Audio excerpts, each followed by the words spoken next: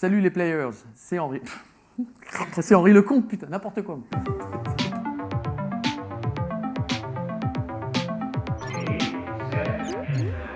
Salut les players, ça y est, Roland Garros commence et je suis très heureux de vous présenter ma toute nouvelle émission en replay. On va se retrouver tous les jours et ça pendant 2 semaines. Et pendant cette quinzaine, on va parler sport et notamment tennis avec des invités qui me fascinent et qui m'inspirent. Au sommaire, des invités exceptionnels, la data du jour, Chronique 15 et plein d'autres surprises. Et aujourd'hui, pour notre première émission, nous sommes allés à la rencontre du nouveau président de la Fédération française de tennis, Gilles Moreton. On y va. Moi, Gilles, je suis tellement content et fier d'être avec toi parce qu'on a tellement de souvenirs ensemble. T'étais comment quand t'étais gamin? T'étais hyper sérieux. Je peux pas. Non, mais C'est vrai, j'étais hyper sérieux. T'étais hyper sérieux. J'étais hyper sérieux. Peut-être un peu plus laborieux que vous, mais trop sérieux. Et en revanche, dans les matchs par équipe, on jouait alors, cette dimension collective, notamment en Coupe Davis, et là, je lâchais bien les chevaux quand même. J'étais pas mal là-dedans. Est-ce que tu te souviens de ton premier Roland Garros? Mon premier Roland Garros, c'est assez étonnant parce que je joue François Geoffrey au premier tour, qui était notre exemple, notre génération. C'était, il avait été 12 ans numéro 1 français, sélectionné, toujours une attitude sur le terrain irréprochable. Et qui je joue au deuxième tour? Yannick Noah au deuxième tour. C'est incroyable quand même. Et j'ai perdu contre Yannick au deuxième tour. Voilà. Ça, c'était mon premier Roland Garros. Ton premier Roland Garros. Enfin, le premier, non, parce que si je te parle du premier, je suis à 12 ans à Roland Garros où je joue les championnats de France minimes par équipe avec la Ligue du Lyonnais Tennis. On couchait sous des tentes. Chaque ligue avait sa propre tente. Vraiment, c'était très nature, Roland Garros à l'époque. Et on jouait en équipe en championnat de France minime. Donc mon premier Roland Garros, c'est celui-là. Pourquoi t'as arrêté si tôt? J'ai arrêté à 26 ans, ouais. C'était en 84, et en fait c'est tout simplement parce que j'estimais être allé au bout de mes possibilités. J'étais correct, joueur correct, mais pas exceptionnel, et j'ai décidé de faire autre chose, donc de faire ma vie ailleurs et d'apprendre un autre métier. J'ai passé par exemple mon monitorat, et puis après j'ai travaillé pour des marques américaines, et puis après il y a eu le tournoi de tennis, il y a eu plein de choses derrière, et oui, j'ai appris un nouveau métier. C'est grâce à toi d'ailleurs si on a joué en 91 la Coupe Davis à Lyon. Parce que c'est toi qui l'organise. Oui, alors c'est grâce à vous d'abord, parce que vous vous êtes qualifié. À l'époque, le président de la fédération vous donne le choix, c'est Philippe Chatrier. Dit, mais vous voulez aller jouer où? Et là, tout de suite, vous dites, on veut aller jouer à Lyon. Pourquoi? Parce que à Lyon, il y avait un public, il y avait un tournoi que j'ai créé et organisé. Et donc, j'organise, j'ai joué la finale de 82, j'ai organisé celle de 91 pour vous, dans le Palais des Sports de Gerland. Et surtout, moi, ce moment-là, il est très fort pour moi parce que c'est la France qui gagne. Quand vous gagnez, c'est la France qui gagne. La France ne gagnait pas aucune épreuve. Peut-être on avait gagné un tournoi des 5 nations en rugby, mais on ne gagnait rien du tout. Et là, vous gagnez. J'ai vu des gens se lâcher. Et là, vous avez décoincé la France. Et puis, on a gagné cette Coupe Davis, la Ola, après la saga Africa sur le terrain, enfin la totale. Quoi. On aime bien ça. N'importe quoi. C'était n'importe quoi. Ouais. Et puis toi, en fin de compte, j'ai appris que tu étais passionné. Alors là, la pêche à la mouche.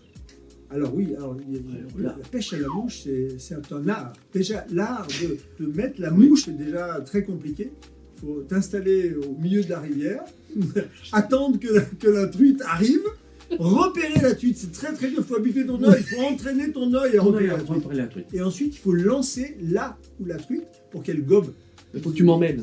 Ça, je vais aller avec toi parce que je pense qu'elle peut rigoler la truite avec nous. Ça, elle peut rigoler, ouais, mais c'est surtout toi qui vas rigoler. Parce que pour que tu l'attrapes, c'est un vrai sport. C'est un vrai sport. Magnifique. Tu adores le trek aussi. Ah ouais, ça c'est. Alors là, tu es parti au Népal, tu étais au Népal aussi. Et j'avais besoin, après 40 ans de boulot, j'avais besoin d'un sas de décompression. Et le sas, je rêvais depuis très longtemps d'aller au Népal et au Tibet. J'ai fait les lacs sacrés du Gosekmunda, qui sont au-delà de 5000, 6000 mètres. Donc quand on sait que le Mont Blanc est à 4800, on est au-dessus.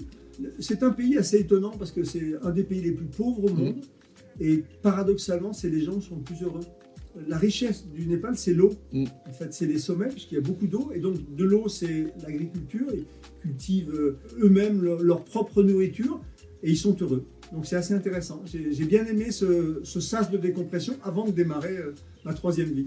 Et puis, le hasard me lançait dans la présidence de la Ligue Auvergne-Rhône-Alpes d'abord, puisque je n'avais pas prévu d'être président de la Ligue. Je n'avais pas, dans mes rêves, la présidence de la fédération, mais j'avais envie de rendre en fait au tennis ce que le tennis m'avait donné et le tennis m'a tout donné. Roland Garros, tu tellement évolué.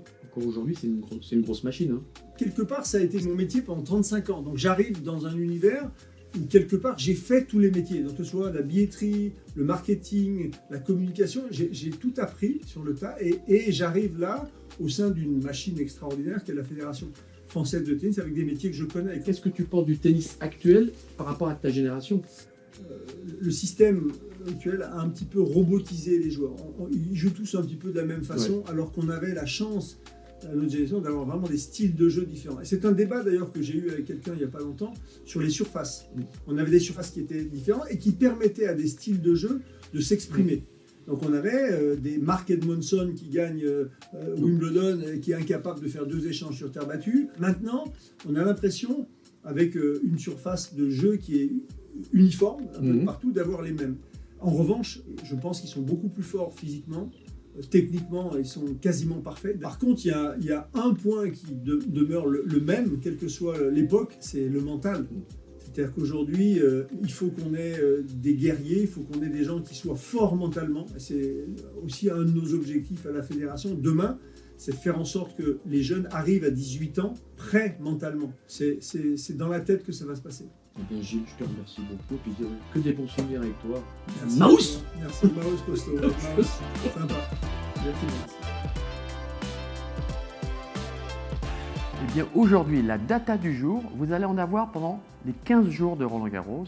Elle est très simple. Je vais prendre un objet, c'est une raquette en bois, avec laquelle j'ai joué, bien sûr. Question, combien pèse-t-elle ? C'était dans les années 79, 80. Et ce modèle-ci, qui est derrière moi, évidemment, 2 raquettes totalement différentes, avec des composites qui n'ont rien à voir. Celle-ci pèse 385 grammes, non cordée. Je peux vous dire que c'est très lourd. Il faut rajouter 15 grammes de cordage. Et celle-ci ne fait que 310 grammes. Mais l'avantage, c'est que tu as beaucoup plus de puissance dans celle-ci. Mais avec ça, c'est plutôt une matraque. À vous. Chronique 15. Je vais vous parler des 15 participations que j'ai eu la chance de faire à Roland-Garros. Et nous allons commencer par la première, évidemment, 1980. Et quelle année! C'est un très très grand souvenir pour moi, parce que j'ai gagné Roland-Garros junior. Vous pouvez imaginer, gagner les juniors, incroyable. Et en plus, la seule fois où cette finale s'est déroulée sur le central de Roland-Garros, après une finale historique entre Borg et Gioreletis. Elle n'a pas été historique dans le jeu, puisque Björn Borg a gagné très très très facilement. Et à ce moment-là, Philippe Chatrier, qui était le président de la Fédération française de tennis, a décidé de me faire jouer sur le central de Roland-Garros. C'était un grand moment. Et d'ailleurs, on y reviendra, c'est la seule fois où j'ai gagné ma finale à Roland. Première chronique. Eh bien aujourd'hui, je suis très très très content de retrouver mon ami Franck Pack, qui est le président de ce merveilleux club à Boulogne-sur-Mer, historique. C'est un club historique effectivement, puisque c'est le 3e club qui a été créé en France en 1885 par Lady Ketwood, qui était anglaise. Et comme tu le sais, donc Boulogne-sur-Mer a subi l'influence anglaise. Nous ne sommes pas loin du tout de l'Angleterre. Wimbledon, c'est pas très loin d'ici d'ailleurs. Mythique. C'est mythique, exactement. C'est un club historique. Et d'ailleurs, on peut le voir, tu peux le voir dans l'environnement, donc devant ces remparts, devant cette ville. Tout le monde connaît le club ici à Boulogne. Surtout quand on arrive ici, on ne peut pas imaginer que tout d'un coup, il y a les cours de tennis et puis tu as une maison qui est là, quoi. Et tu as tout fait pour garder vraiment à l'identique. Mais exactement, on est exactement à l'identique. On a voulu garder le club tel qu'il a été créé. Et c'est un petit peu cette fierté qui fait que notre club, en fait, il est connu dans toute la région. Il y a beaucoup de gens qui viennent de toute la France pour y jouer parce que c'est un club historique et nous en sommes fiers. J'ai commencé le tennis à l'âge de 15 ans, donc très tard. J'habitais, en fait, je suis un garçon du quartier, donc j'habite dans ce quartier. Donc je venais ici, et le mur derrière moi, et je venais taper la balle des heures entières. C'est une passion. Je suis vraiment un passionné. J'aime le tennis, je le regarde tous les jours, je le vis tous les jours. C'est important pour ma vie, mais c'est vrai que je suis encore un amoureux de ton époque parce que j'ai beaucoup vibré grâce à vous, à toi, Yannick, à Guy. C'est incroyable. D'ailleurs, cette année, on va fêter les 30 ans de votre célèbre victoire à Lyon qui a fait aussi vibrer la France entière. Et ça, ce sont des moments qui marquent une vie. Alors, quel est le message que tu pourrais faire passer au président du club? Parce que toi, on le sent, tu vibres, tu es passionné. Je pense qu'un club, ça doit être un endroit où la convivialité règne. La plus grande fierté que j'ai, c'est l'éducation que nous apportons aux enfants. Et en fait, oui, le club, je peux le dire aujourd'hui, notre club, c'est un lieu d'éducation. Que ce soit scolaire, que ce soit sportive. Et voilà, ils réussissent à différents degrés, mais simplement, on se réunit tous autour d'un sport, d'une passion, et c'est ça qui m'anime. Mais en tout cas, ce qu'on peut ressentir lorsque tu parles, c'est ta passion. Et ça se ressent, tu sais, quand on rentre dans un club, généralement, on sent l'atmosphère. C'est très gentil ce que tu dis, parce que c'est un peu ma philosophie de vie. Ma philosophie de vie, c'est le partage, la passion. Et moi, je sais qu'on ne réussit pas tout seul, on réussit en équipe. Et ça, c'est très, très important. Qu'est-ce que tu penses du tennis français actuel ? Nous sommes restés un peu sur notre faim. Parce que c'est vrai qu'on a un tennis français qui s'est super bien comporté dernièrement. Mais c'est vrai qu'on attend des champions comme toi. Je veux dire, comme Yannick, comme Guy. Parce qu'aujourd'hui, on a l'impression que c'est vrai que le tennis a énormément évolué et que nous, le tennis français, finalement, on a un petit peu stagné, malgré le fait que quand même... On a quand même eu Joe Wilfried Tsonga qui a fait la finale en Australie. Mais c'est vrai qu'on est un peu...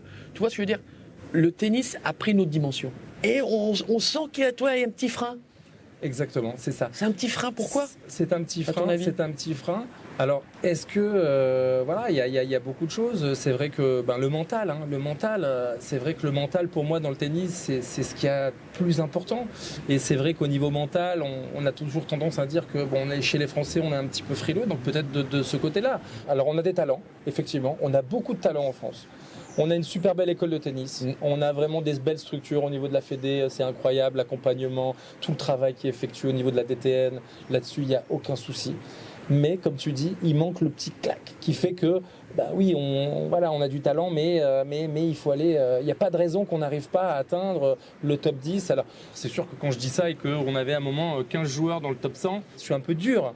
Mais c'est vrai que ce qui est beau finalement à la fin, c'est gagner le tournoi du Grand Chelem, atteindre la finale du tournoi du Grand Chelem, c'est quand même quelque chose d'exceptionnel, c'est ce qu'on attend.